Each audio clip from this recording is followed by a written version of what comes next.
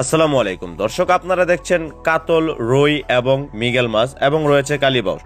এই মাছগুলো হচ্ছে পুকুরের বিভিন্ন স্তরে থেকে বিভিন্ন স্তরের খাবার খেয়ে থাকে, যার কারণে এই মাছটা আপনার পুকুরে থাকলে পুকুরের পানি 100% নিয়ন্ত্রণে থাকবে। তাছাড়াও আপনারা দেখা গেল 2 মাস 3 মাস পর পর পানিটা একটু করে চেঞ্জ করে নেবেন। আর যাদের বড় ঘের রয়েছে, বড় পুকুর রয়েছে, সেজন্য কোনো কথাই নেই। তো দর্শক, এখন আছি মাছগুলো কিভাবে চাষ করব। দর্শক, আপনার যদি বড় পুকুর হয়ে থাকে, আপনি যদি বছর শেষে মাছ বিক্রি করে থাকেন, অবশ্যই পুকুরটিকে আবার পরিমাণ মতো যত্ন করে নিতে হবে। সেই ক্ষেত্রেও অবশ্যই পুকুরে শতাংশে 800 থেকে 900 গ্রাম চুন প্রয়োগ করতে হবে, ইউরিয়া, জৈব সার এইগুলো প্রয়োগ করতে হবে। অবশ্যই পুকুরে যদি বেশি পরিমাণ কাদা হয়ে থাকে, সেই ক্ষেত্রে কিছু কাদা উঠিয়ে নিতে হবে।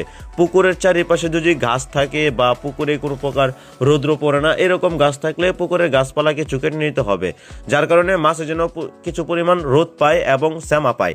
এই দুইটিকে আমাদের লক্ষ্য রেখে মাছের চাষ এগিয়ে নিয়ে যেতে হবে। অবশ্যই পুকুরের পানি পরিষ্কার রাখতে, পুকুরের পানি যেন শরীরের যেন না খাওয়াজানি হয়, সেই ক্ষেত্রে আপনারা চুন প্রয়োগ করবেন মাস শেষে একবার। দর্শক, এই প্রক্রিয়ায় আপনারা এই কার্প জাতীয় মাছগুলো চাষ করতে পারবেন এবং এই মাছগুলোকে হাতে বানানো ফিড খাবার এবং ভাসমান খাবার এইগুলোকে মিশ্রভাবে চাষ করেও আপনারা খাওয়াতে পারবেন।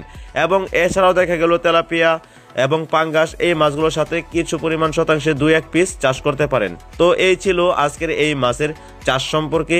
আপনারা যারা বাংলাদেশের যে কোনো জায়গা থেকে এই ভিডিওটি দেখছেন, তারা অবশ্যই আমাদের কাছ থেকে এই মাছের পোনা যদি আপনার পছন্দ হয়ে থাকে, অবশ্যই আপনারা আমাদের কাছ থেকে এই কাতল, রুই এবং মৃগেল মাছ নিতে পারবেন।